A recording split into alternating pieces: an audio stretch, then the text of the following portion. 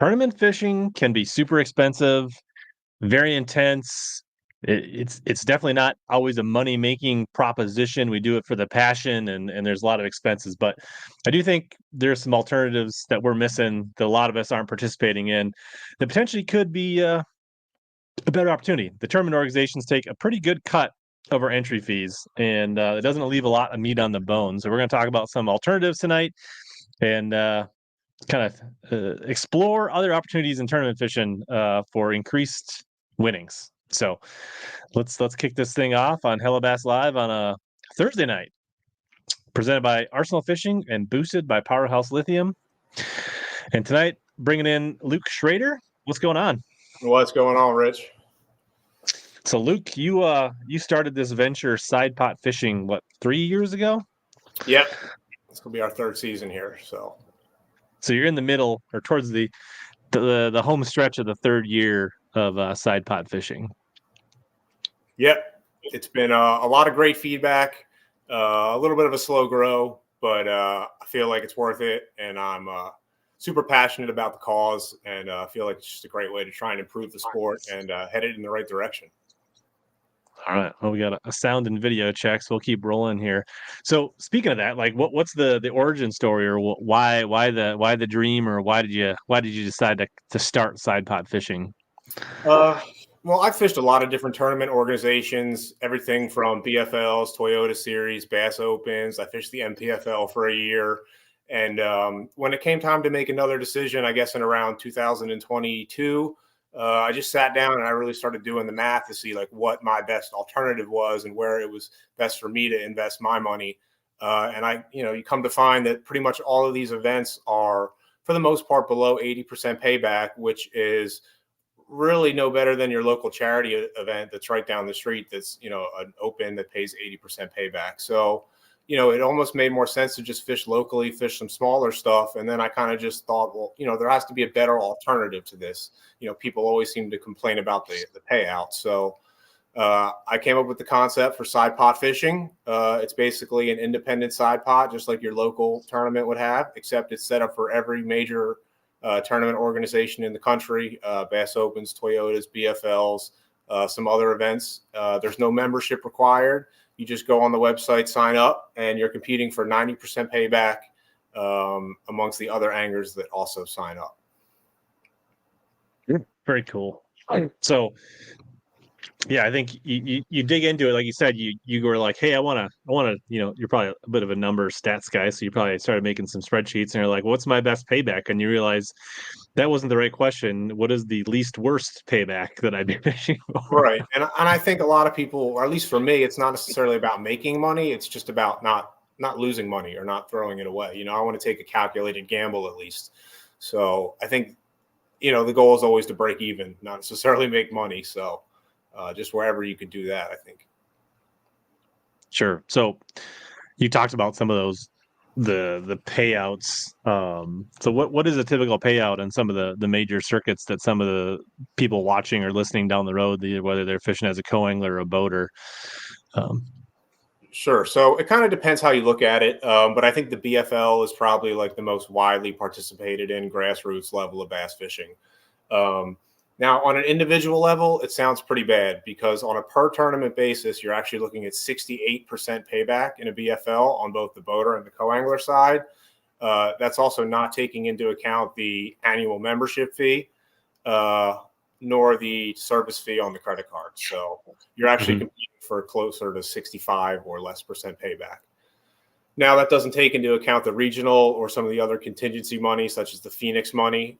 Phoenix throws up $7,000 if you have a new enough boat in the BFLs, and that actually changes the payback all the way up to 84%. So if you're a Phoenix member, you're actually fishing for 84% payback. Now, a lot of the other boat brands also offer contingency money, so I can't quote what those numbers are, but those need to be accounted for as well.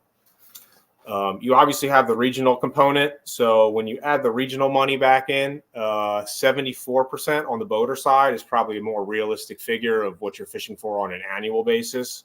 And on the co-angler side, it's actually at 78% because they give away the $50,000 boat at the regional. So Interesting. when you look at it holistically, it's really not as bad.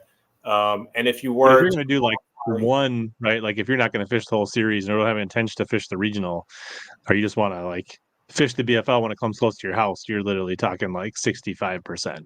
you're talking about 68%, yeah, plus a $95 membership fee and a 3% credit card fee. So yeah, 65% at best. And that's not even calculating, of course, your gas, your hotel, all of your travel expenses. I would say $1,000 is probably a pretty conservative estimate for what it would cost a boater to fish a BFL on average. Yeah, if it's not in your backyard and you got to Right. travel, you could easily. And if you don't, I mean, sure, if you've got friends or you got places you can stay, you can keep it less than that. But yeah, I don't think it would be crazy to think you could spend $1,000, especially if you're going to practice 3 or 4 days. 2 or 3 days of practice, and then driving 3 or 4 hours might be pretty typical for an event like that. So That's interesting. Next one I will mention is Toyota Series events, which would be the next step up in the MLF offering. You get a little better value here, even on a single event basis. They're at 71.6%, and they offer a $35,000 Phoenix bonus, which is pretty impressive. It's almost as much as the first place prize in itself. And that brings it up to 84.5%. So as a Phoenix owner, you're getting a pretty good value there. But keep in mind, you actually have to win the tournament in order to take advantage of that. So the Toyota Series also has their no entry fee championship. So when you factor that money back into the equation, 82.7% is what you're looking at throughout the course of a Toyota Series season. And if you are running that Phoenix, you're actually up to 96.3%, which is pretty good value, I think. Sure. And the chance to win, I believe, $200,000 for first place at that Toyota Series championship and a trip to Red Crest. But once again, that's for someone who's fishing an entire division, is fortunate enough to qualify for the championship. If you're just potlucking that one Toyota Series that's a few hours from the house, you're looking at that 71% roughly. Yeah, and that assumes that you have a Phoenix that's whatever 3 years old or 2 years old, and the contingency is not as high, so right, you got to be running a 20-footer with a 250 and all that stuff too. I think so. Yeah, absolutely. And the final one I guess we'll talk about real quick is the Bass Opens, which I know there was a lot of talk and excitement about the revamped payouts for this year, which are certainly an improvement over last year's. They're paying down to 45th instead of 40th in past years. And they also increased the overall payback percentage. But these numbers are pretty easy to find on the Bass website. On a single event for a Bass Open, you're looking at 73.8% payback. Now they do offer the AOI incentive, but that's only, I believe, $110,000 total. So by the time you add that back in, you're looking at overall 76.6% payback. That's with the AOI bonus in there. So still under that 80% mark, which I feel like is kind of the baseline for your typical bass tournament in the country. Yeah, I mean, like you go to local team trails, right? Unless it's like a true charity event, right, where they might only pay back 70 or 60%, where they're really trying to raise, right? But like your typical open team singles event, right, is usually going to be 80%. 80 to 90, yeah, probably 80. I think is kind of what I was raised with. So yeah, interesting. And so then Clay, they went from 40 to 45 in the boaters, but it's actually still only 40, I think, on the co-angler side.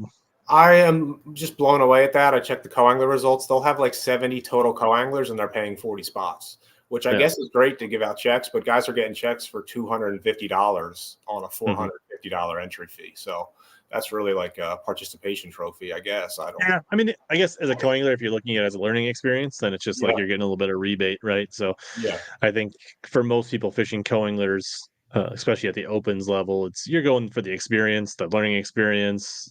Right. So, but I think it's good for retention. Absolutely. Yeah,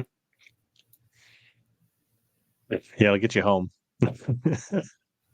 Yeah, there you go. Gas money. So then, so the premise of side pot fishing is that you offer additional both boater and co-angler side pots for all the major trails plus a lot of the popular team trails, I believe, right? Yeah. And everything you do is 90%. Yep, it's all based off the premise of 90% with no membership, which I think if you look at even like the betting world, it's kind of based off like the 90%. You bet 100 to win 90 back. So, I think it's pretty much almost as good of odds as, putting $100 on black at the casino, and a lot of these side pots, you're looking at lower participation still. So there might only be 2, 3, 4 other anglers in it, but your odds of winning it are obviously 1 and 2 or 3 or 4, and you're going to pretty much double, triple, or quadruple your money with very minimal fees, taken out of that. So, yeah, cool. And as you kind of mentioned, so I think everything is done through the website, Side Pot Fishing, right? yep, sidepotfishing.com. Everything is sorted by circuit, and then you go to the circuit or the division you're fishing, and then just under the drop-down menu, you select the tournament you're fishing, and then you purchase it just like you purchased any other product, and you're automatically entered. You're done right there. Rich, I know you've navigated the website. It's super easy to sign up. I think some people think that it might be more daunting than it is, but it literally takes about 2 minutes to sign up and then check out. So you got any kind of look down the side here, right? Yep. Invitationals, MPFL, Toyotas, BFLs, ABA, ABTs, Bass Nation, and then you've got some kind of smaller one-offs. So you got the BAM for the West Coast, Yeah. Ike Foundation, the Wisco Minnesota or the Wisco series, Minnesota Bass Series had a side pot, and so I think the other thing is right if you're an angler fishing a trail, right, like they could literally reach out or have their tournament director reach out to you, like you're willing to sign up. Absolutely. Just A lot of these smaller ones have been by request. People want us to set it up. I'm the one who built and manages the website, so it's super easy for me to just go in there and add something and add or subtract it. So now that the platform is sort of in place, everything's really easy. yeah, so you literally select the tournament, add to cart. I think there's PayPal, there's credit card, Yeah, whatever. There's lots of options depending on yeah. what you prefer for security. So yeah, and just to be clear, you don't take any cuts. There's like it costs nothing for a trail to sign up, and No, they absolutely just have to not. give you some information and assure that they're going to publish results, right? Yeah, pretty much as long as the results are public, and I'm able to decipher them myself and independently figure out who the winner is, then you're eligible. So what's the biggest entry you've had total best I best think best well, participation? I think 28 entries is the most we've had for the Ike Pro Am event on the Chesapeake Bay. That's always a big one every year. And we Okay. actually give a portion of those proceeds back to the Ike Foundation. So it's a cool little fundraiser. And then it's also a great cash payout for the tournament as well. Nice. Yeah. You had those payouts pulled up there, Rich. Yeah. Of course we're not there yet, but I always look at the based on 100, and I think it would really like revolutionize the industry. I mean, if 100 guys did it for a BFL, it'd be an additional $3,500 for first place. Where now, if 100 guys compete in a BFL, they don't even pay out $3,000 for first place, and you're paying twice the entry fee. That's a $220 entry fee. So twice the entry fee and less the first place prize still. So I think it'd be great to have a tournament that you could go fish on a $300 entry fee and have a chance at winning basically $10,000.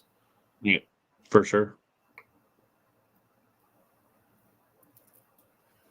Yeah, I think it makes total sense. I think it's just a matter of getting the momentum and getting a few more people to participate.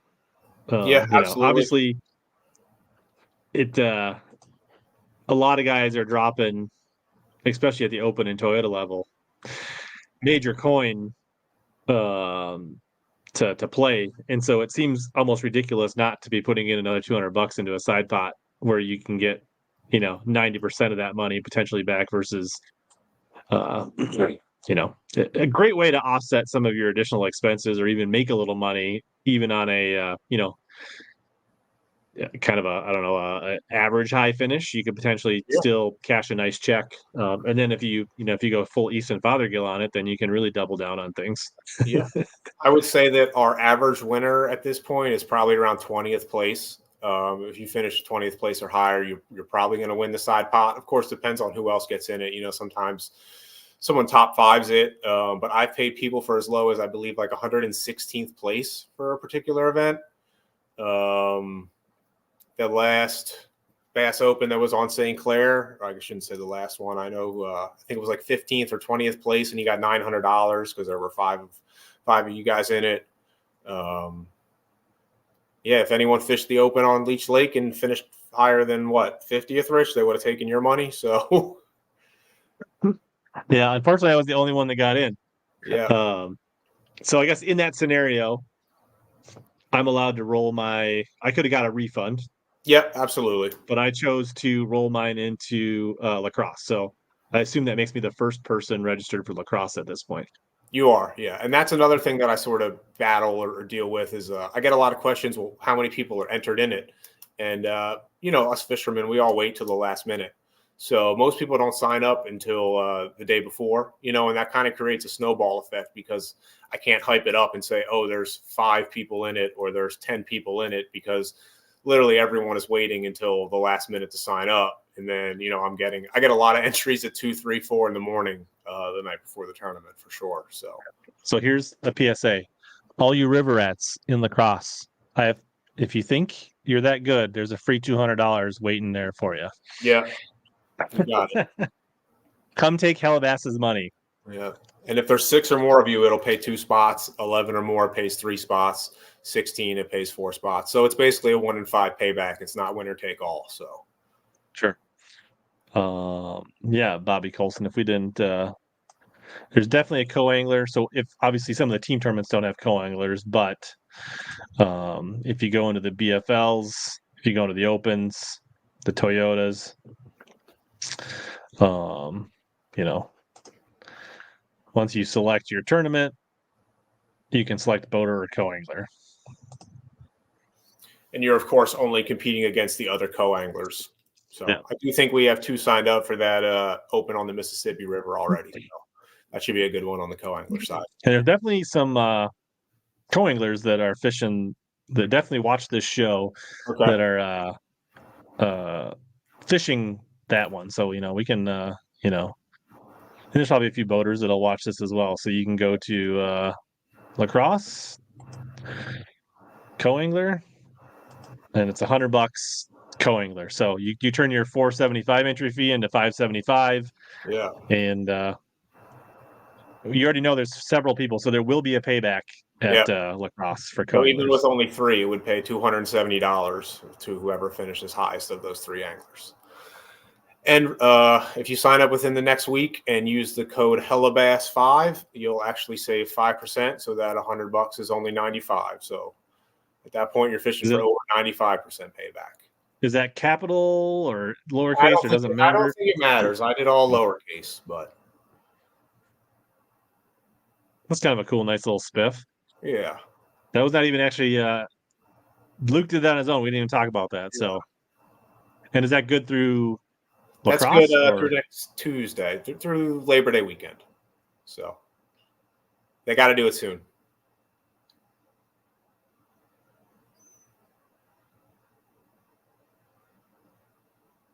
Yeah, so there you go. Whether you're a boater or a non-boater, 5% HellaBass 5. A little extra motivation to people to get signed up for Lacrosse or any local BFLs or anything like that coming up. So super tournament season starting.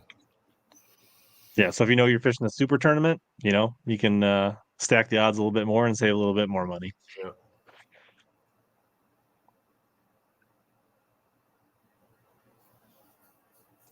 There's no credit card fees or anything. That all comes out of my end. I wish I could offer a bigger discount, but I'd literally be losing money if I offered a 10% discount. So, sure. I think that's cool.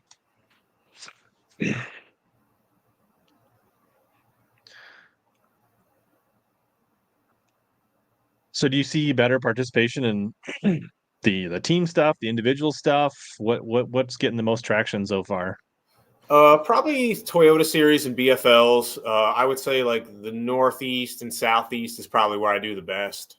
I'm originally from the East Coast, so a lot of those guys in Maryland, New Jersey, Pennsylvania know me and are familiar with the program and have followed it since its infancy. I also moved to Kentucky recently, so I'm sort of establishing some ties down there in like the Tennessee, Alabama, Kentucky area. So we see solid participation there. I fish a lot of these events myself. I fished all the Toyota Centrals as a co-angler this year. I fished both the Mountain and the Music City Division BFLs this year. I'm usually there with the giant side pot check at the end of the tournament, taking people's pictures, handing them out the check, in person right after the tournament. So it's a good deal. I think every organic connection that I can make, I think helps. Yeah, So absolutely. I think And I think there's absolutely a trust factor there still, So the industry has seen a lot of crazy things over the years, so can totally understand. absolutely. So it seems both Instagram and Facebook, you do a lot of posts. So if somebody's kind of interested, not really to commit, following on Facebook or Sidebook, you can or Facebook or Instagram, you can kind of see what's going on. You can see there are definitely people that have taken advantage of this, right? They've notched quite a few wins. Yeah, absolutely. Some of these guys are super faithful. They believe in the program. They're all super hype about it. They believe in it, which I think is really just important to me. And like I said, I'm obviously super passionate about it and really want to make like a positive change for the industry. So hopefully closer to that 90%, really becomes the standard. Right. Absolutely.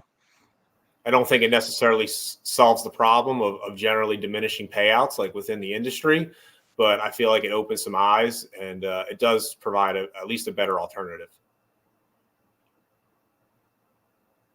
Yeah. That's all you can really Yeah. ask. I think it's a good platform, and we definitely like to see it get some traction where you get, I mean, like you're never going to have 100% of a No. field, right? But if you could get to the point where consistently you're getting 20% of a field participating in a side pot, then I think that makes it a pretty attractive where you'll get people, consistently signing up and getting in the habit and realizing that is a good opportunity. So Right.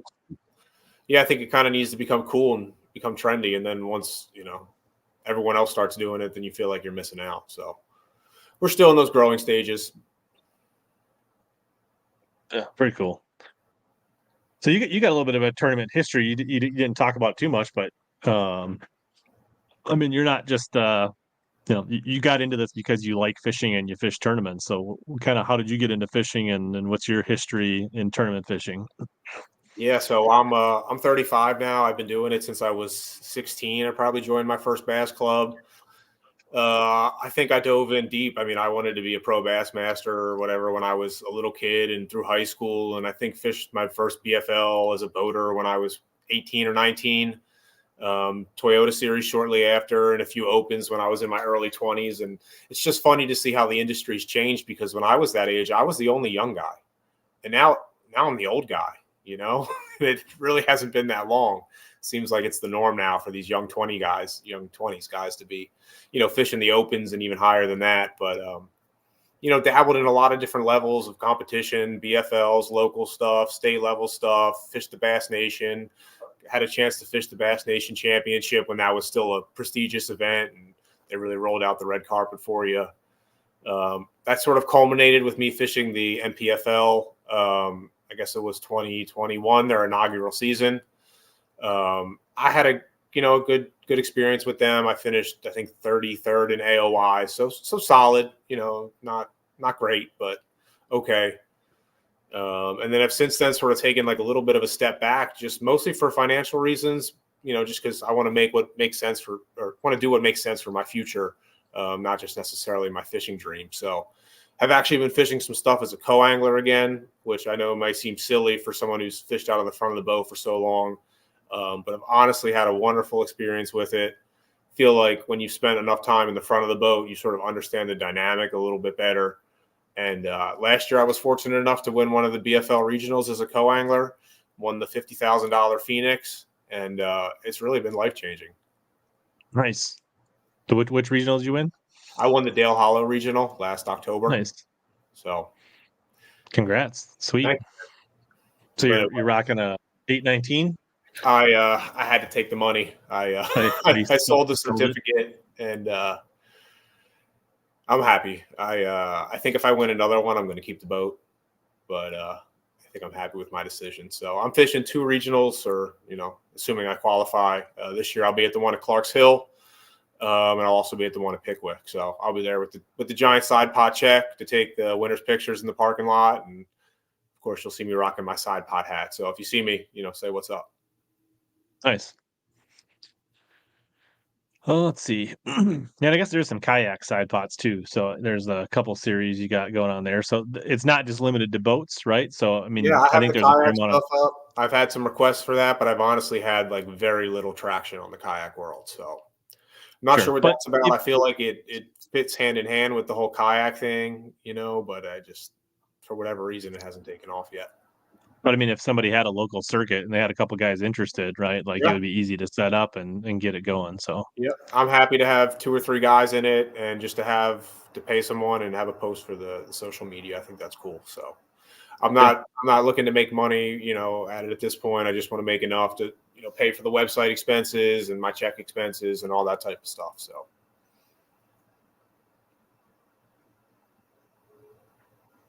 I was gonna say, has there ever been any?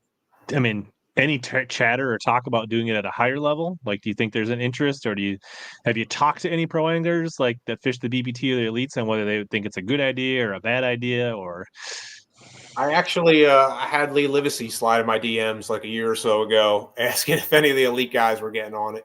So I guess he's a bit of a betting man. Mhm. Uh, I haven't set it up for those guys. I don't know if there's really that much interest, but I feel like they're all super competitive at that level. So they might be interested. Yeah. I mean, I think at that point, right? You probably 500 side Yeah. pod or something. I mean, like No. right at the Well, BBT or elite level, you think it would be that would probably be the minimum I would think as a side pod for those yeah. guys. But When the concept first started, I actually had it set up for $500 originally at the Open and Toyota Series level, and quickly found out that that was probably a little too much. But yeah, I believe it was Cody Nichols won our first ever Toyota side pot, and he took Matt Becker's money, and he won like $950 for only beating one guy. So nice. Yeah. And I think that could be an interesting concept, right? Because I guess if you could get, let's say, even it was 10 elite guys consistently doing it, right? And yeah, then get some of that social or be able to say, hey, Lee Livesey took everybody's money in the side pot this week, right, like that could be kind of maybe the momentum exposure that could kind of right. lift your brand a little bit No, I potentially. think it's absolutely good publicity. You know, I originally looked at it maybe of too much of a black and white mathematical standpoint. Those guys Mhm. are fishing for like 150% payback, them and the Yeah, BPT. So I looked at it as like not necessarily a value add, but once sure. again, it might just be a line item to their sponsors, right? And if they can get someone else to pay for their entry fee and have a chance to win a little bit extra cash, then it would be a no-brainer. So I probably need to explore that a little more. Yeah. Top Toad kind of mentions like if you had a few sponsors, right, you could potentially pay 100% or even 110%, right? So like if somebody was interested out there, right, and they're like, hey, I'd Yeah, really like to, and they could pick probably a trail, right, or a division or something like that, and be like, hey, this the Northeast Toyota division is brought to you by yeah. whatever, So I've and started we're going to to actually, guarantee 110% payout or something like that on the side pot or something. But yeah, I've started to dabble with that a little bit this year with some brand partners. So for the Northeast Division this year, it's actually presented by Susquehanna Fishing Tackle, I and just made that up, so I literally didn't know that was a yeah, thing. they're not coughing up cash, but they are offering a discount to everyone who enters, not just the winners. So Okay, they're giving a 15% discount with unlimited uses for anyone who enters a Northeast Division BFL or a Northern Toyotas. Yeah, I think the elite should be 500, as Clay says.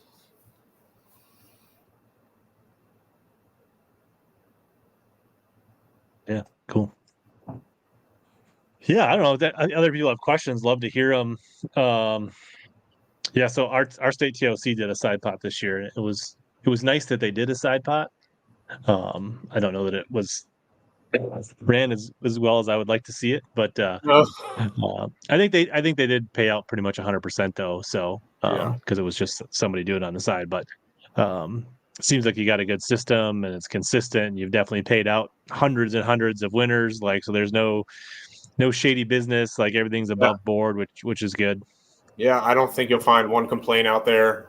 We gave out a little over $30,000 the past few years each. We're at around $30,000 in winnings so far this year. So hopefully it'll be closer to around 50 by the time the year is up, and everyone gets paid right away. I was mailing everyone checks for a while. I've recently been experimenting with Venmo. So if you have Venmo, I can just send it to you basically Monday after the tournament. So right away, Nice. bank account. Yeah, and I guess, and obviously we didn't really talk about this, but the concept of a side pot is not new, right? Like No. team trails and different tournaments have been doing cash side pots for decades, right? Like that was so typically a lot of times either for tax purposes or insurance or permitting, a lot of times certain organizations or just to fill a field, right? They know if they go above $300 for this team trail, they can't fill the field, or if they pay out, more than X, then they need a different permit or they need higher insurance or they get into tax brackets and things like that, right? Or they have to start worrying. So like, but they do these cash side pots that pay out, 90 to 100% or whatever. Sometimes it's the organization kind of run it, somebody else, right? But they do that a lot in a lot of organizations. So this is not a new concept. So this is just making it more widespread Yeah. and not having the burden of an individual on each circuit all around the country to have to build it, right? Right. It's accessible to the masses. It's pretty standardized. I think it's a really simple platform. It's easy to use. And I think it's pretty efficient the way it is. Yeah. So yeah, I think the big takeaways are like if you already fish these circuits, definitely take a look, right? Yeah. If you're kind of interested, follow on social, stay tuned. If you're fishing a circuit and you'd like to have this, right? Like Send reach me a out, message. Yeah. send you a message, pass on your tournament director's contact info, talk to your tournament directors, have them reach out, all that's on the table to grow this thing. So Yeah, absolutely. I feel like it'd be great for the industry, really. yeah, I mean, there's no downside that I mean, if somebody had a negative downside, I'd love to hear it on why this is not a good thing. But If you don't like it, you don't have to do it.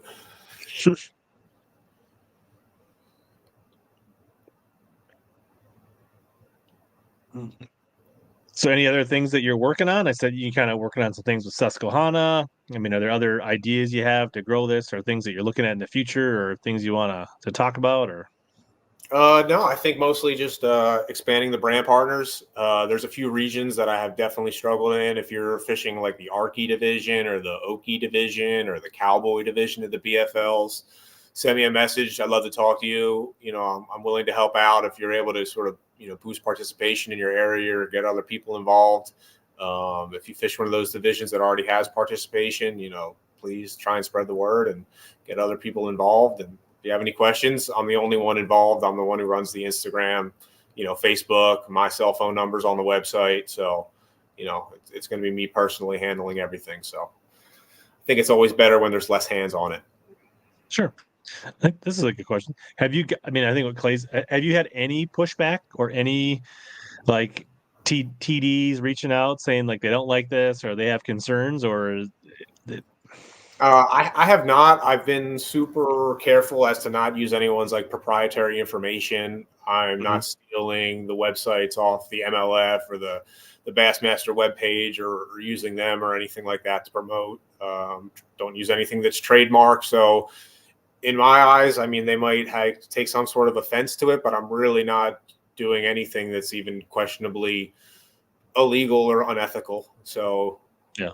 But to your point, nobody's reached out and said, "Hey, no. we really wish that you wouldn't run a side pod in our tournament or anything like that." No, and I really don't think it would be like within the best interest of the anglers that fish the trail because once again, it's just providing them with more opportunity and more options. So Yeah, I'm not questioning what you do is whether it's ethical or legal. It's Oh, just like I'm I curious, know. like is anybody like had any negative connotations? And it doesn't sound like there has been.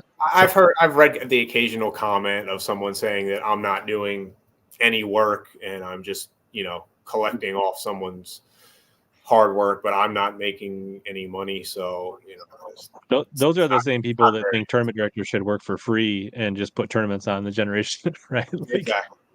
Like everybody thinks everything's so easy until you realize, like, a lot of time went into thinking this out, investment into building the website, and I mean, Yeah. obviously, you spend. I would guess based on the participation that you have now, like you'd probably be better off getting a different side job if you were trying to get, you know what I mean? Like you'd be probably Yeah. better off delivering pizzas for tips than you would be for what you're probably Absolutely. getting I'm per making hour. well below minimum wage. Absolutely. Yeah. Yeah, cool. And so yeah, I mean, you could literally anybody. So you could have a local charity tournament.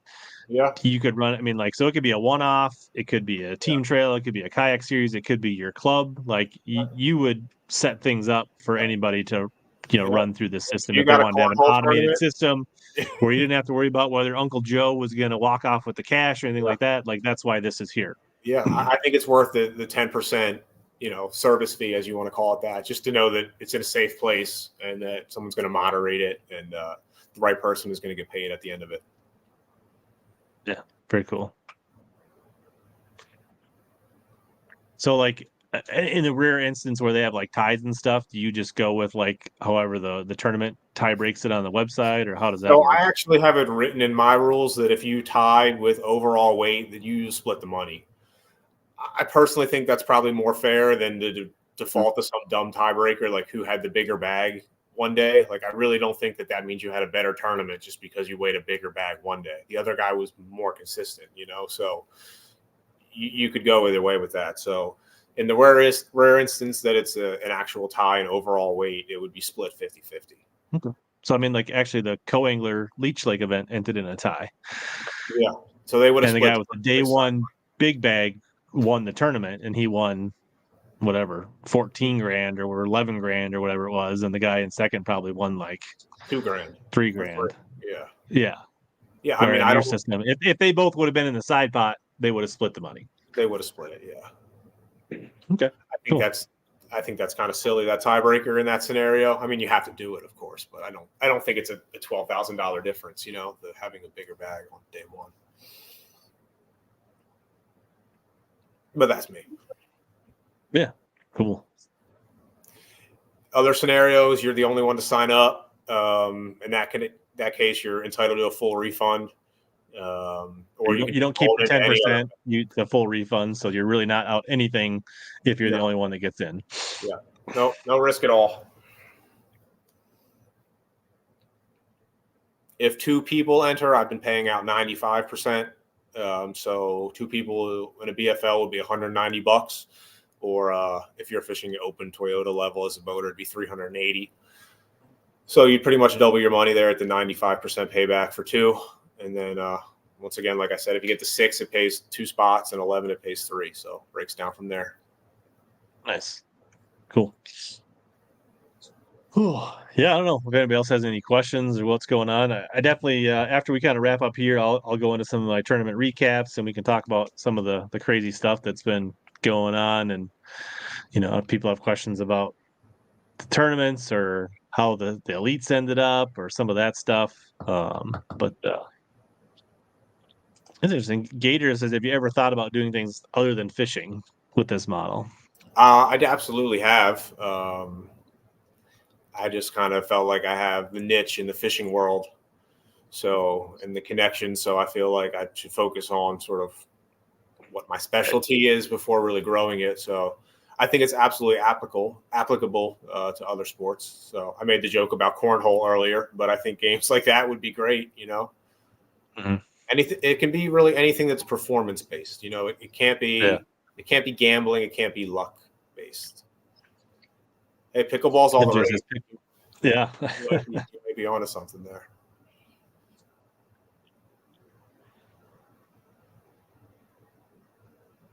Yeah, the JT Tompkins. Golf. Yeah, that's probably. There's so much money in golf already.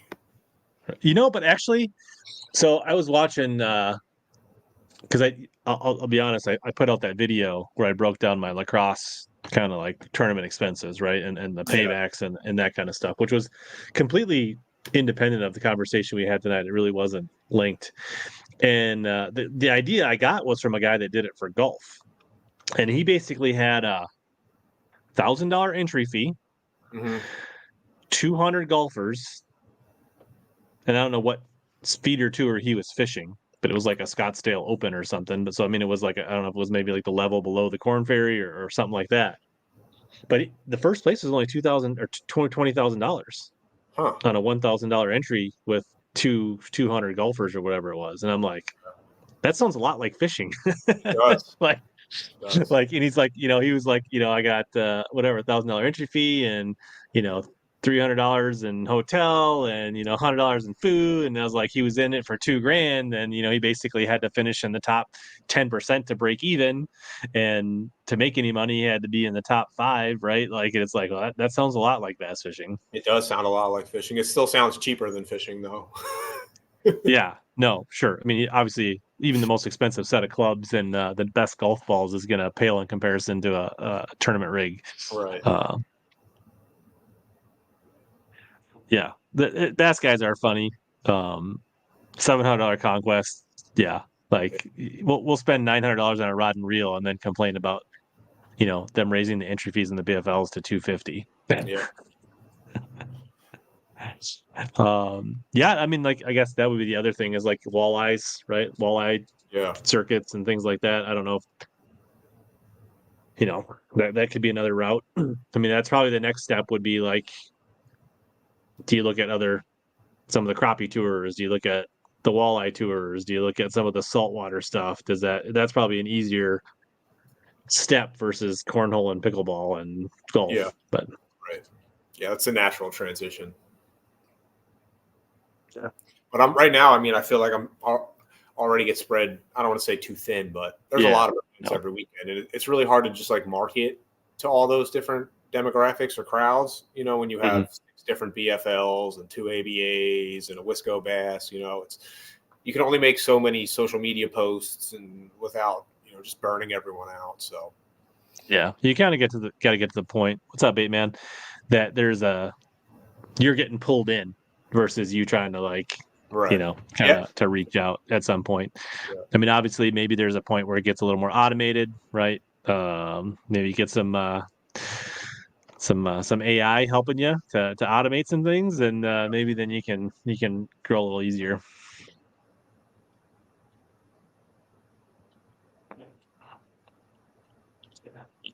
Cool. Well, I appreciate the time, Luke. It was great having you on. Good chat.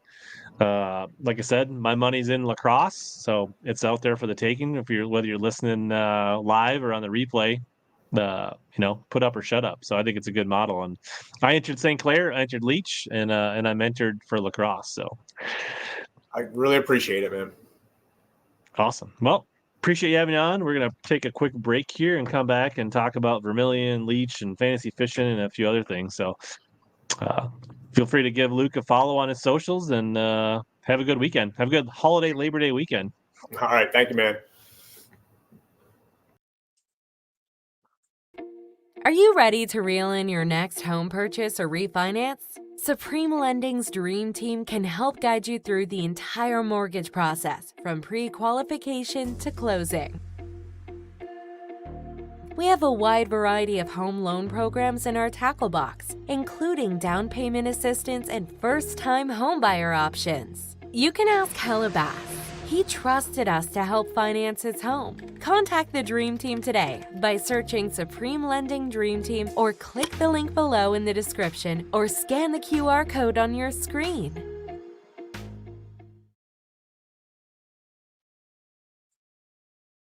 All right, we're back from the thanks to the Dream Team supporting the channel.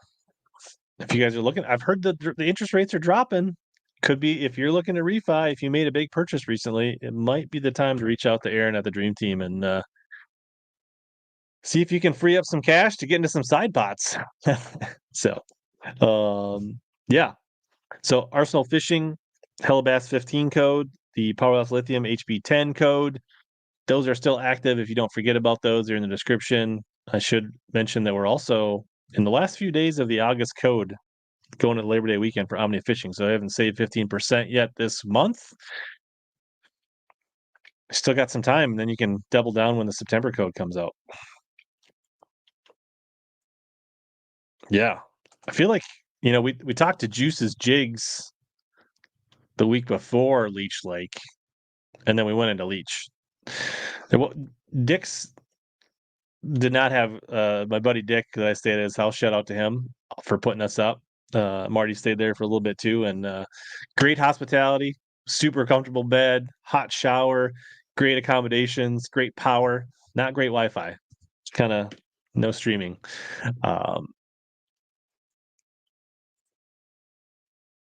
You should have used my code MJ.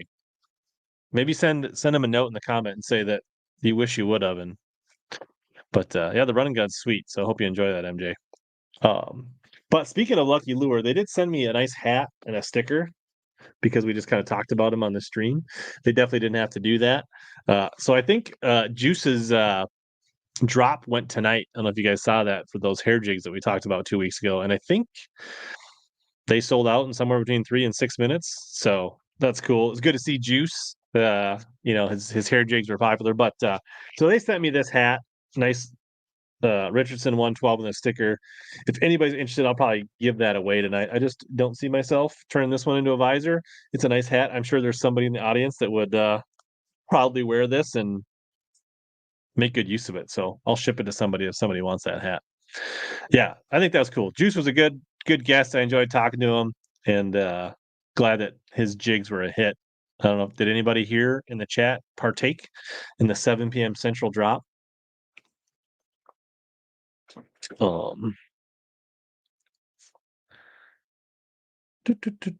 fantasy fishing's over. Everybody should have an email. So if you thought you won a week, and you didn't get an email from me, shoot me a note on social or send me an email so we can get those fantasy prizes out. Otherwise, yeah, Vermilion, you want the hat? Great. We'll Nick said he got 1 jig. I know they had a limit of 5. So you got 1. Were they going that fast that you tried to get more than 1 in, or you just got 1 because that was the one you needed, Nick? So we'll give that hat away in a few minutes, Gravy. We'll do a little drawing here. All right, Carol says that when she wins the hat, she will give it to you, Gravy. But so we had the Vermilion State Tournament. So that was another week where I didn't get to stream. I got the footage handed off to my editor. I've sorted it all. Oh, I also got a package. We can open this up here in a second. But it was so the state tournament, 3-day tournament, top 25 fish day 3. And Nick said he tried loading his cart, but they were sold out. And so Vermilion, I had a short practice. I didn't go up until Saturday night. Got out for a couple hours Saturday night because I wanted to watch my daughter Reese playing some hockey on Saturday morning. They won their game. She actually ended up. So I got to fish a little bit Saturday afternoon. Then I fished all day Sunday, which was my main practice day. And she ended up playing in the, I don't know, the semifinal game, which they won. And then they played the final game for the championship. And I'm sad I missed it, but she played outstanding. She came into the game halfway through. It was 2-0 the other team. She shut out the team for the last period and a half. Held them down. Her team came back, tied it up. They went into overtime. She held them scoreless.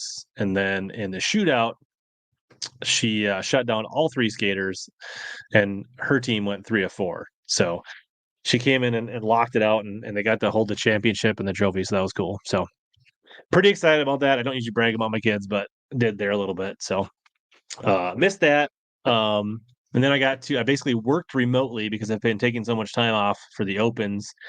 I took Monday and worked most of the day. I went out a couple hours in the evening before sunset, and then Tuesday was an off day. So really had a day and a half of practice, maybe cut it short, but Vermilion I'm fairly familiar with, and I actually spent a lot of time eliminating water and scratching things off.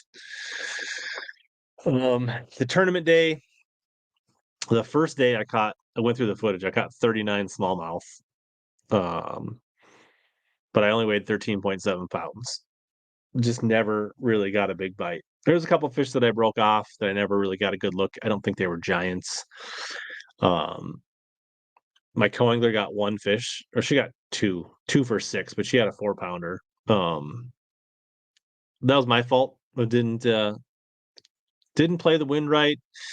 Did not have good boat control. Left the dock open. She casted to the end of the next dock I was going to go to and caught a 4-pounder. So that was on me. So I think after day 1, I was in like 35th out of 80 with like almost 14 pounds. Day 2, I only caught, what was it, 20 some fish, but I had like 14.3 that day. Again, still not like in the first few days of the tournament, I caught over 50 fish and didn't have a 3-pounder. And I see your comment. We'll get to Leech in a second. I'll answer that, Clay. And so like I was frustrated because like everybody that had like better bags and the 14 to 17 pounds, or even Dan from Arsenal the first day, he had 19 and change. He had 2 largemouth over 4 pounds. It was like everybody that was having like a decent bag had like a 4-pound bite, and I couldn't even get a 3-pounder. It's kind of frustrated. I had moved up to, but I did move up to 19th. So even with having, only like half a pound better bag or whatever it was, I went from 35th up to 19th. So I made the day 3 cut, which means then I had a shot. If I could get to 16th, I would be an automatic qualifier and get my entry paid to one of the nation qualifiers next year. So like the tournament I fished back in Lacrosse in May, I would get my $400 and get priority registration to that. So that was like step 1. We needed to move up 3 spots. And I felt pretty confident because I was getting a lot of bites. And I felt like if I put a limit in the boat, I would climb 3 spots. So that was objective number 1.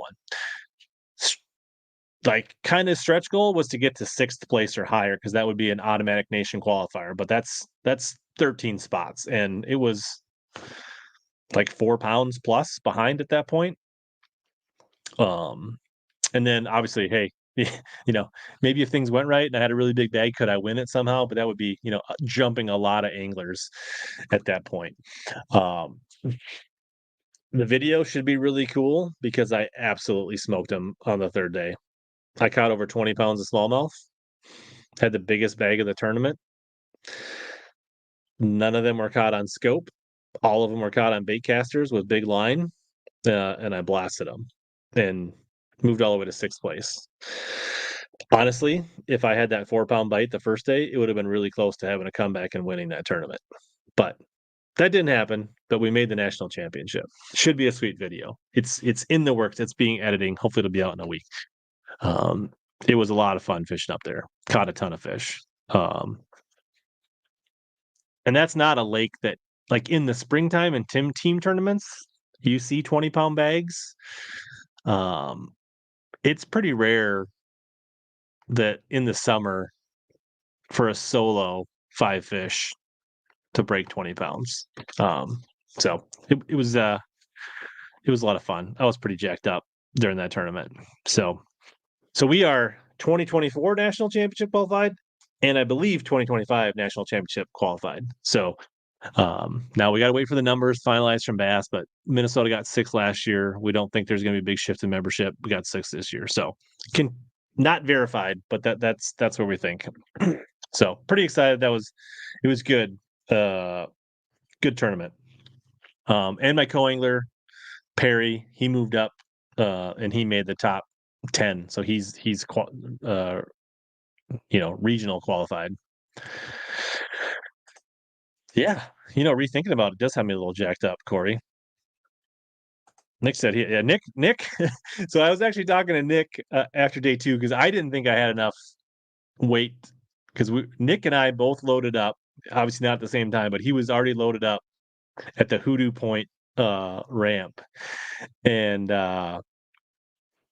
we were chatting, and I was like, I don't really think I have enough to like to go. Um, and I don't was that day one or day that was day two.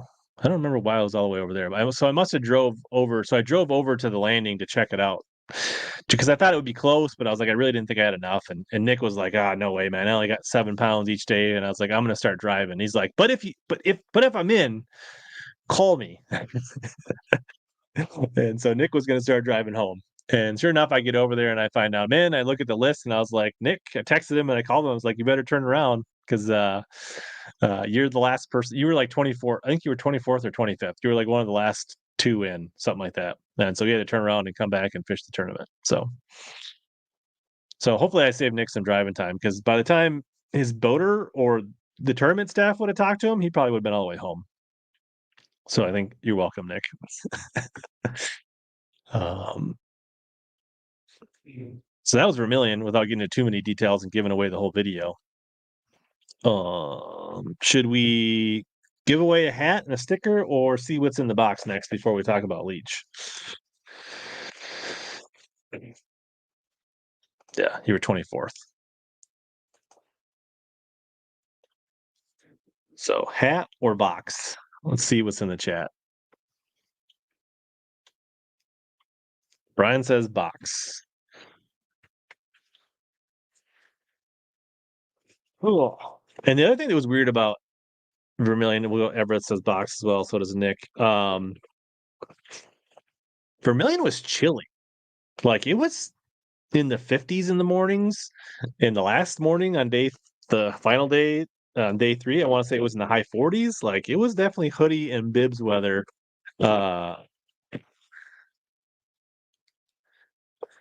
uh, so yeah, it felt like fall up there, and it was wind. I mean, it was blowing and raining and cold. I mean, it felt like October that day. MJ, will I fish a regional next year? Maybe if it's on a. I had a really good time fishing it. I thought the payouts were decent.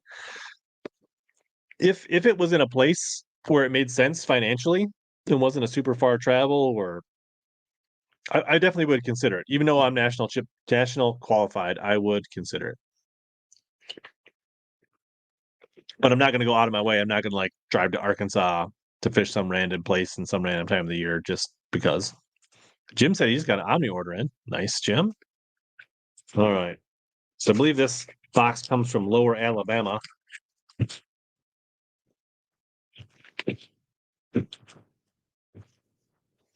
All right. So we got an SB1 and an Ozark Shad.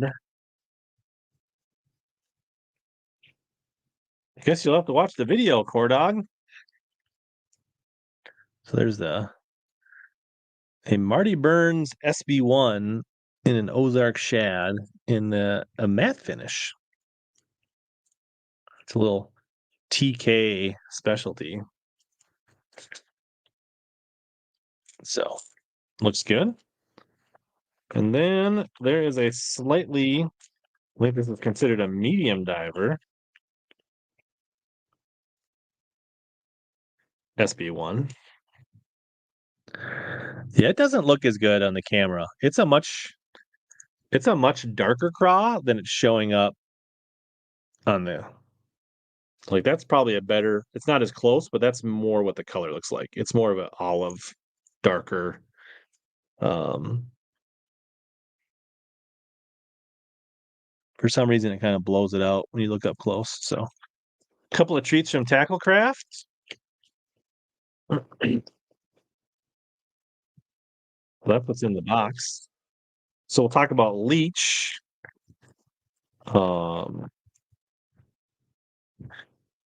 Maybe some cranks for the river.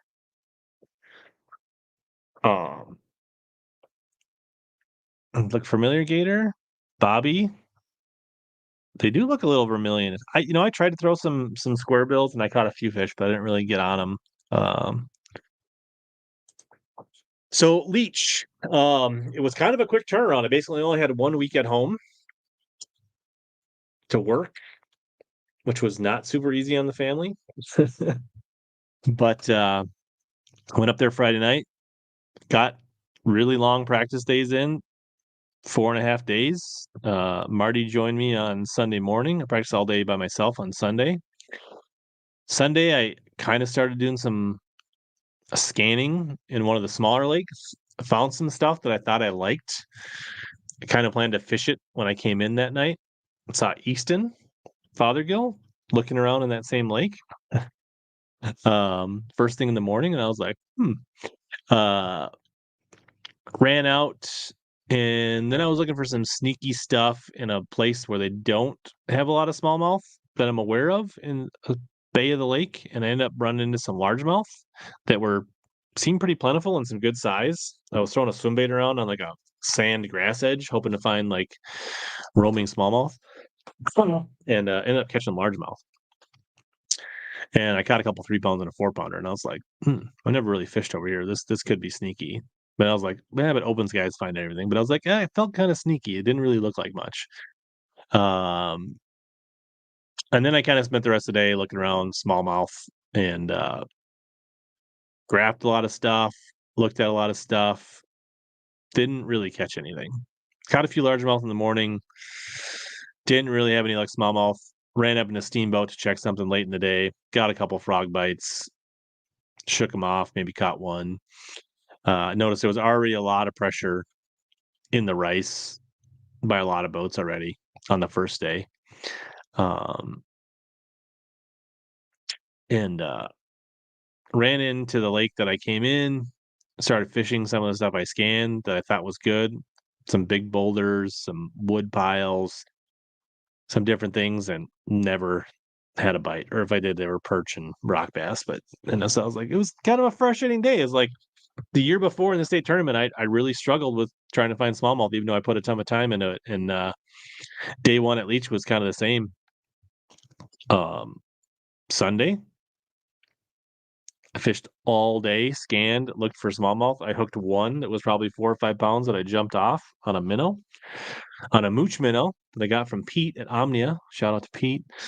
Found what I thought was a lot of great cover. Felt like I saw a lot of fish on boulders, or a decent amount. Couldn't really get them to bite. Caught some dinks, caught some rock bass. Monday, spent the first half of the day looking for smallmouth. Saw the forecast for wind, and so like I should probably find some largemouth stuff. So I went into Boy and headquarters and found decent largemouth. Shook most of them off. Found a really juicy dogfish hole. I mean, a patch of reeds that was loaded with big grinnell, big swamp dragon dogfish. I mean, they were 4 to 8, 9 pounds. There was like, I mean, a reed patch that was maybe 4 times the side of my boat. There had to be 30 or 40 dogfish in there, all swimming around, staring at my boat. They wouldn't touch anything, but it was. I mean, I should probably sell that on fish tips. I mean, it was loaded. Um, but struck out on smallmouth again. Found some largemouth and some new. Checked some old stuff. Shook some fish off. Found some new stuff where I got multiple bites. Felt decent about the largemouth over there because I was kind of trying to build a plan where I could like run boulders in the morning with the wind, go up fish largemouth, and possibly, retrace my steps and finish the day with smallmouth. So Tuesday, tried a new section of the lake, sneakier stuff for smallmouth. Hopefully, find stuff that wasn't as pressured. Probably on my 10th boulder after scanning in the morning, I did catch like a 4-pounder on a Ned, and then never really got another smallmouth bite the rest of the morning.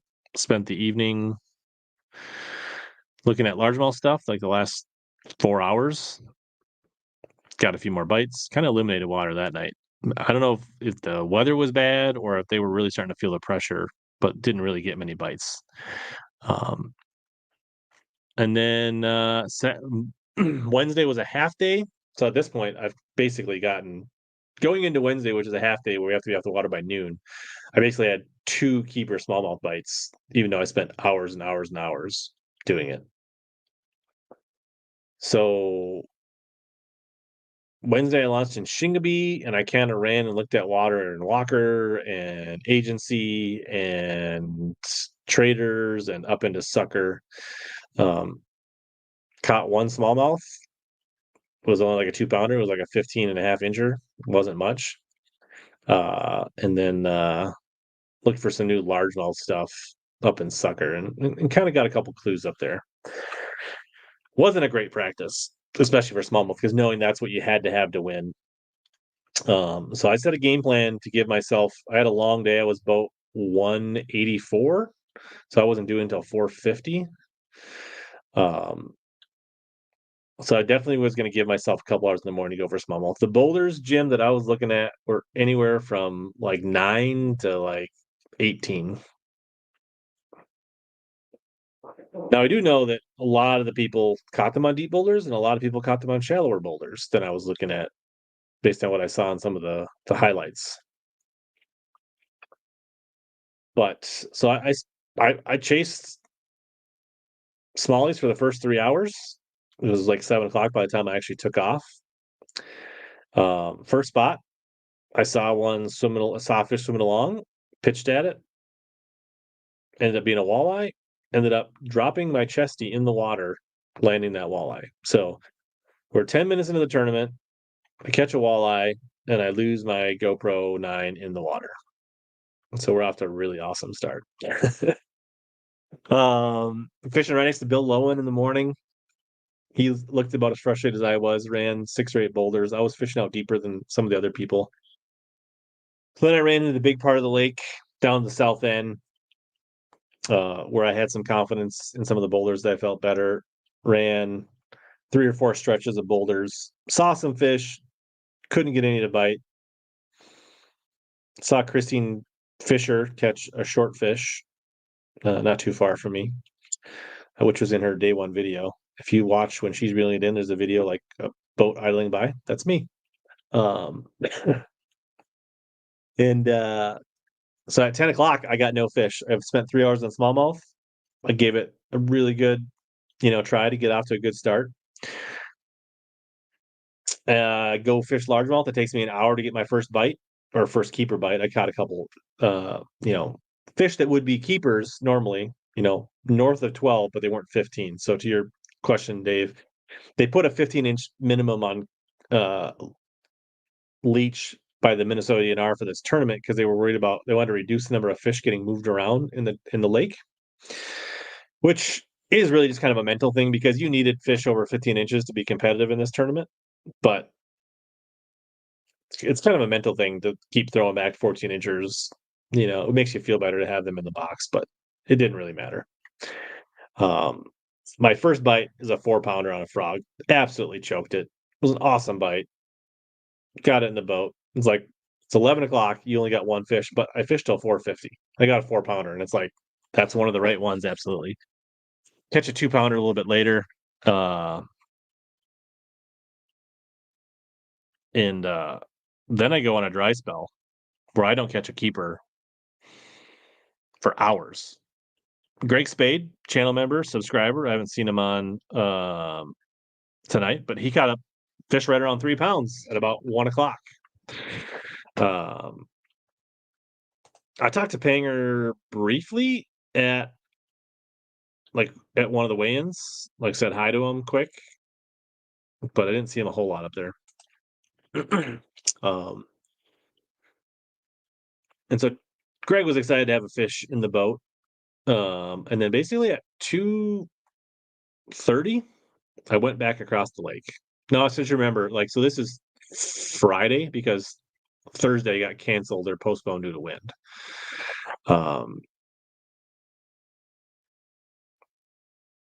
So the weather was pretty nice that day, and it was really calm.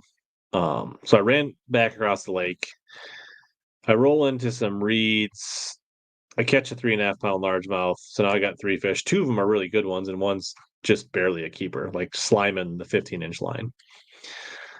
Then I roll out to that spot that I found the first day with about 30 minutes to go. Kind of that sand grass edge, and I catch probably 6 bass, and 2 of them are keepers. Fill my limit with I think it was like 4:22 and I was doing at 4:50 and I probably had at least a 15-minute run. So Dave, hope things are going well for you in the comments. Hope you're on the road to recovery. Hope that battle's going good. So I literally only had 5 bites all day, and it took me almost to the wire to catch my 5th one. Weighed 15 pounds. To me, avoided disaster, stayed alive in the tournament. I was in 79th place after day 1 with 15 pounds. Obviously, Easton had 26.10. Almost all of his top bags were, I think everybody in the top 10 was pretty much smallmouth. Maybe there was a couple largemouth mixed in, but it was predominantly smallmouth. I just have not unlocked the secret ingredients to figuring out those leech smallmouth. Clearly, I can catch smallmouth on Vermilion. I can catch them in, Lake St. Clair. I can catch them on Mille Lacs. I can catch smallmouth in a lot of places. I don't feel like I'm that bad of a smallmouth angler, but there's something about leech that I haven't quite unlocked or figured out.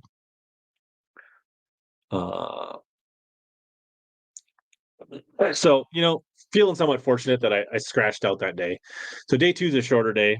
I have another co-angler. He didn't get a fish the first day. Nice guy from like the North Branch area, Kenny.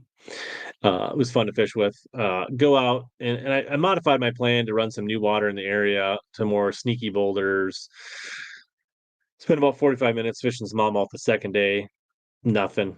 Saw fish again. Pretty confident they were smallmouth. Couldn't get them to react to my baits. I mean, I was throwing hanging minnows, big minnows, little mingos, throwing the haramiki, drop shot and fuzzy dice, drop shot and minnows, drop shot and flatworms, throwing neds. Like, really felt like I threw the kitchen sink at them. I don't know. And then I ran to some further away place where I knew was a little bit of risk reward, but typically some reeds where like big largemouth can get, and like if you catch one there, it's usually bigger than 4 pounds. Then I caught a 2.5. Got out of there, broke the trolling motor cable, so I had to redo that on the fly. That killed about 10 minutes.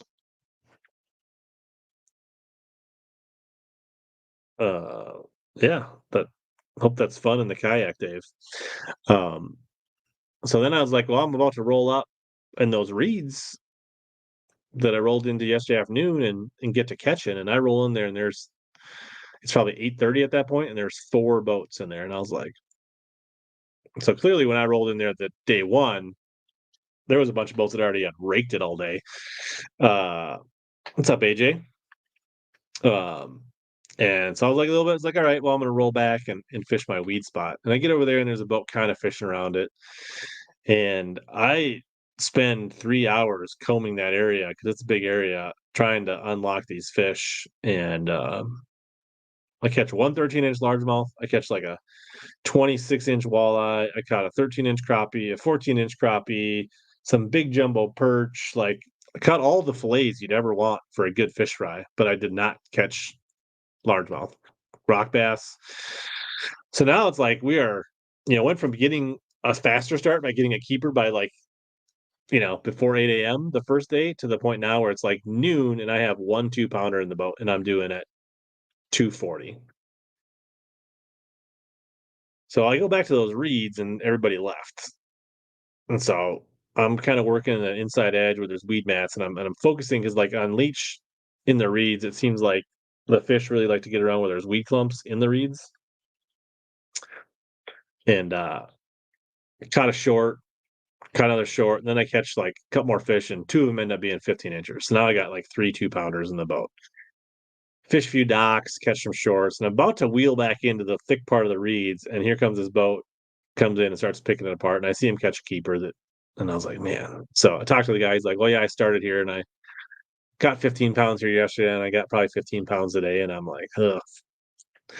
So I roll out of there, not getting his way. I got 3 2-pounders. I'm like, I'm out of here. I'm not gonna get in on him. So run to a new section of the lake, and I just start slinging my jig under boat docks, scramble mode. Got like 45 minutes to go, and fish a few docks and some emergent vegetation and things like that. And I go around where some young ladies are hanging on the dock in their swimsuits, So I go around, idle around that, and the next dock I pull in on, I stick one, and they all like stand up and applaud and cheer. Hopefully, this comes across on the YouTube video because it was kind of a fun moment.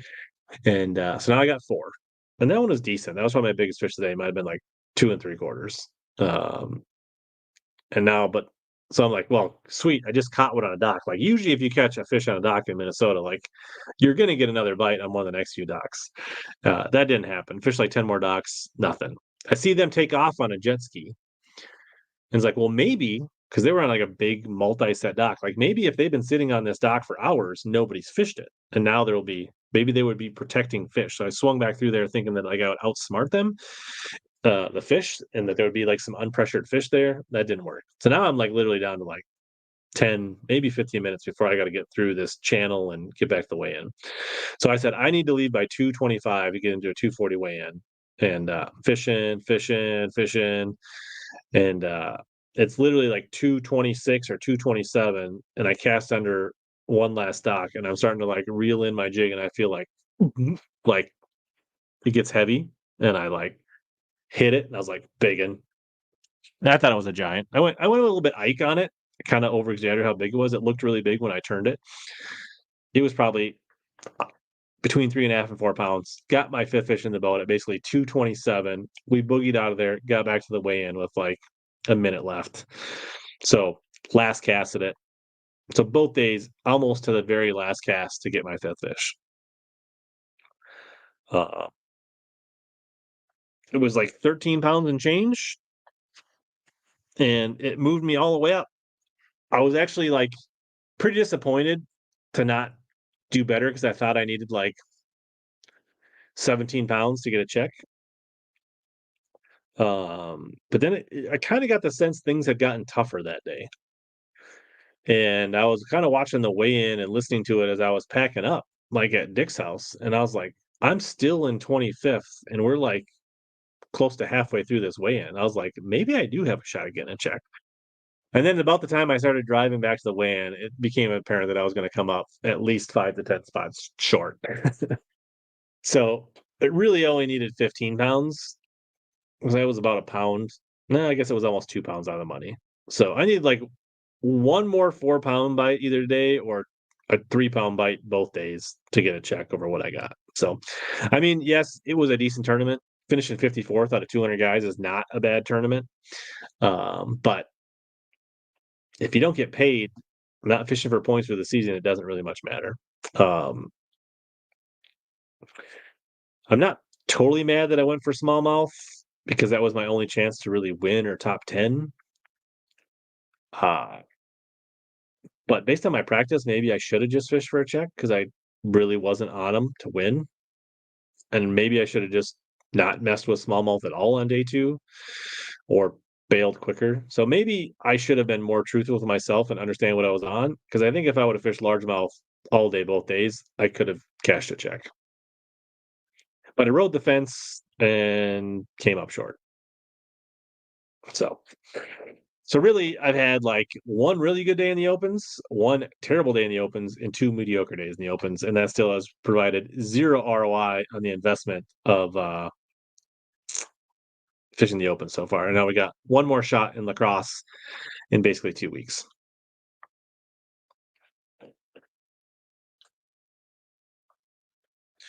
So should we give Gravy a shot at his hat and his sticker?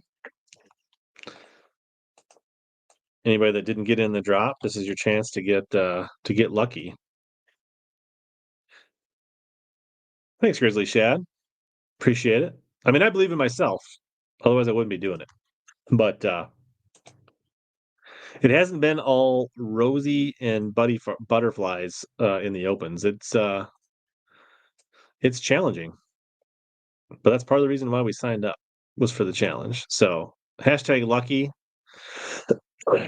for a chance to win this sweet little Lucky Lure Richardson 112 hat and decal, and I'll ship it out on my dime.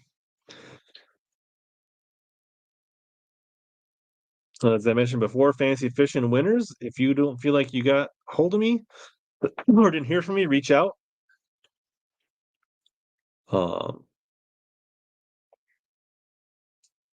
I do. I got the vibe that I wouldn't be surprised to see Leech on the elite schedule in the next year or two. Um,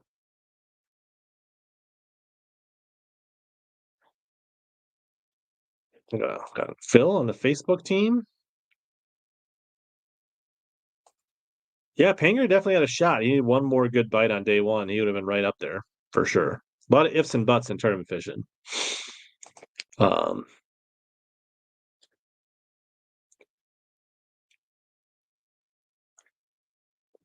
I think there is a decent chance that I will be able to stream. I'll stream next week one night. I'm not sure which night. We'll get a guest on, do something next week. I probably can do something from Lacrosse. Kevin's got good Wi-Fi. Shouldn't have to rig as many spinner poles there, right?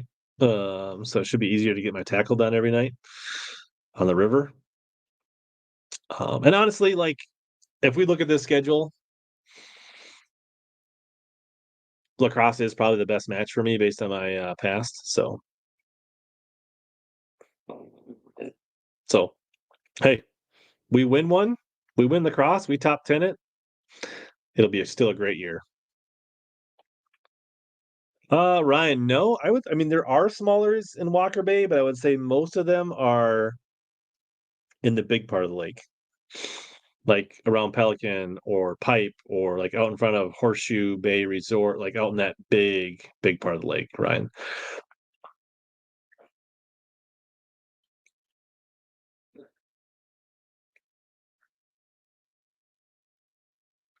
Yeah. I'm no stranger to Lacrosse this time of year, but I'm not going to take it lightly either. Like, I'm going to have to put my work in. There's plenty of locals in this tournament.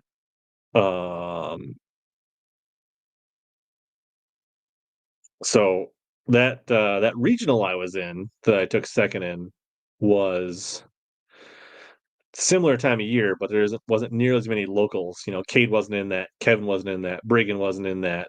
There's going to be at least 15, 20 local Lacrosse hammers that got into this. Way more than Leech as far as locals.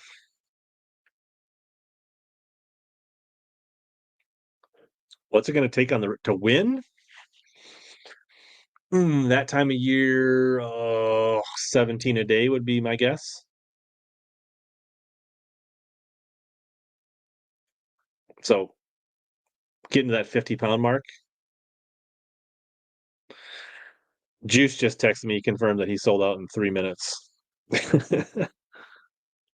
So, but all right, 21 people, and that's a lucky number. Let's draw it.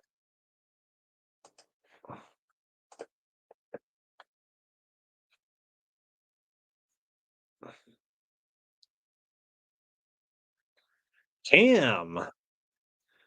Congratulations, Cam. Send me a note, Cam, on Instagram or Facebook, and I'll send this out to you with an address. If you don't have those, you can email me at rich@richlingren.com. So, well, creeping up on 90 minutes. I feel like we had a good night. Covered a lot of ground, got people caught up on what's going on in Hellaland. They did spell Carol wrong. So Cam, are you still here? Yeah, there you go. Send me an email, Cam. We'll get this out before I leave for Lacrosse. Still time to get your Omnia order in. Powerhouse Arsenal codes. Appreciate the support. I don't know. If you came in late, go back and listen to Luke's side pot fishing. Vermilion video should be coming fairly soon. Excuse me. It's in the editor's hands. I prepared all the footage, so hopefully next week. And some of you have been making it very hard on AJ. He's having to pour a lot of his tube jig heads lately. So he's been very busy pouring lead after that Vermilion tournament. So if you guys have been thinking about AJ's tube jig heads, which were a good chunk of those 20 pounds I caught came on AJ's jig. So the AJ jig is definitely hella approved for the weedless tube stupid head. Looks like he's got them looks like they're in stock, but he's been having to pour a lot to keep them in stock. So he said he poured another 600 yesterday. AJ's frit sides look incredible. So I might have to raise the price on them. They're kind of cheap. 7-pack for $4. But yeah.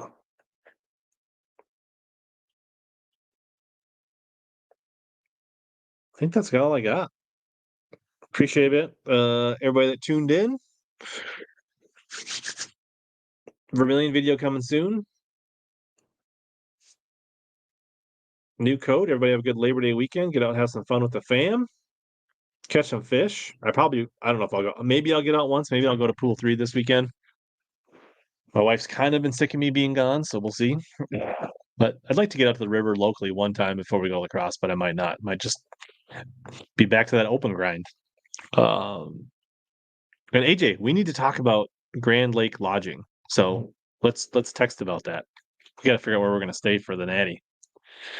All right, everybody. Thanks for tuning in. If you came in late, catch the replay, whether it's Facebook, MP3, YouTube.